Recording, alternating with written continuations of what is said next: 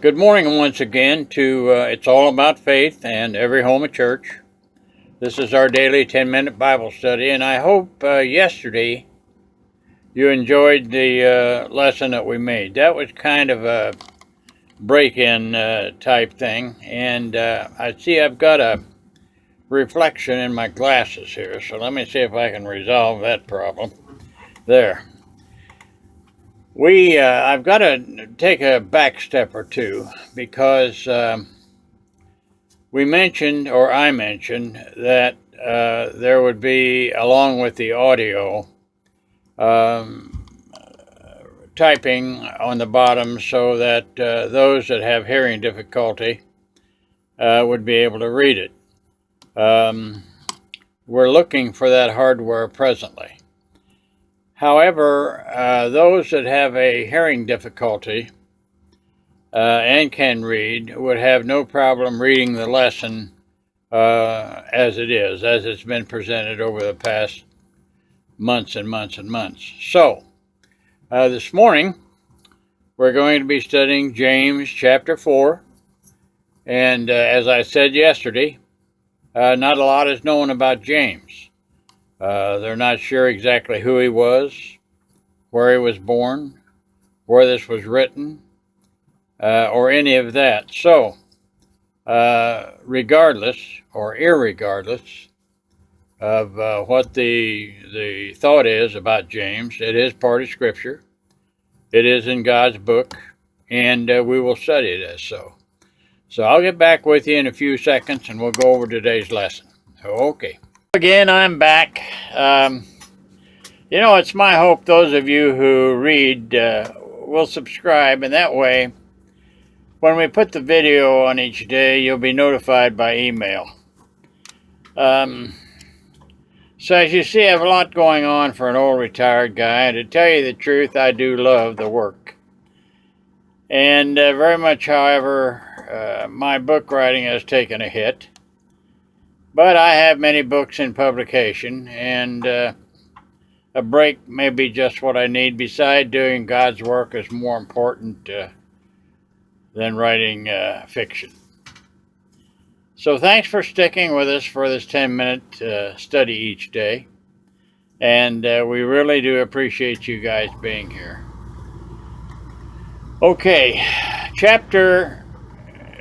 in this chapter 4 of this book of James, there's one verse that stood out to me and spoke louder than the others for some reason. And let me get your opinion here. Verse 14. For what is your life? It is even a vapor, a mist, that appeareth for a little time and then vanish away. Let's think about that for a minute. We're here and then we're gone with the gentle breeze of time. Now this chapter has two headings. Friendship and humility. I'm looking at my notes here. And slander and false confidence. Both of those two are very important. Now James begins this with reading wars and fighting. And he's speaking not of world wars, but he's speaking of things among the Christians and the bickering in the church. Also, the writing of desire, kill, covet gains nothing for the believers, and James tells them they're fighting among themselves and it's useless. They're told they're seeking and choosing pleasure instead of God. Now we know that God can fulfill all desire, and yet these people have not asked him to do that. What they have done is ask for things that go like this. You may consume it upon your lust, desire.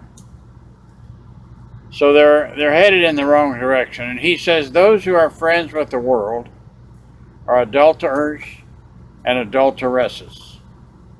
And one who does this is at enmity with God. That is opposed to God, enmity.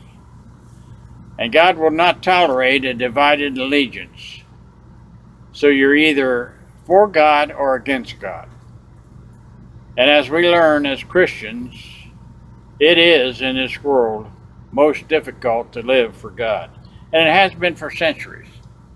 From the beginning of time, the prophets were killed. The disciples were killed. Christians are being killed today. They have been for thousands of years. It's difficult sometimes, but we're in God's grace. The hate and persecution has been prevalent from the time and it still persists today. To humbly submit to God and live for Him may well cost you your lives as it has millions around the world. We must remember we're in His grace, we're in His arms, we're in His love and His eternity. In verse 7, we learn, if we resist the devil, he will flee from us. You've heard that before, I'm sure. If we draw nigh to God, God will draw nigh to us. So when you submit, you pray, you seek God, you draw close to Him, He's going to draw close to you. You'll get what you give. We learn to judge our brother's speech is to become a judge. And who are we to judge anyone? And when you stop and think about that, you hear a lot of things, a lot of comments about people, a lot of judgments about people. And you remember the old saying in Scripture that we have covered before? You better take the tree out of your eye before you pull the little gnat out of your brother's eye. So in closing today, I'll leave you with this thought. In planning anything in our lives, and this is important, we must seek and desire the counsel of God. Now, when I say that, I think of the Constitution of the United States of America. I know that we've got separation between church and state. But the people that wrote, made, and signed this Constitution for the United States of America sought the counsel of God. We have to do the same. Because you know why? We have no way of knowing what tomorrow will bring. And if you seek the counsel of God, you're going to be in His grace. Every step you take, He'll be right there with you. Every mile you drive, He's right there with you. Every prayer you say, He hears you. Every tear you shed, He will wipe dry. With His love, you're in His arms forever. So that's it for today. God bless you. Subscribe to us if you will. Have a great day, and I'll see you tomorrow.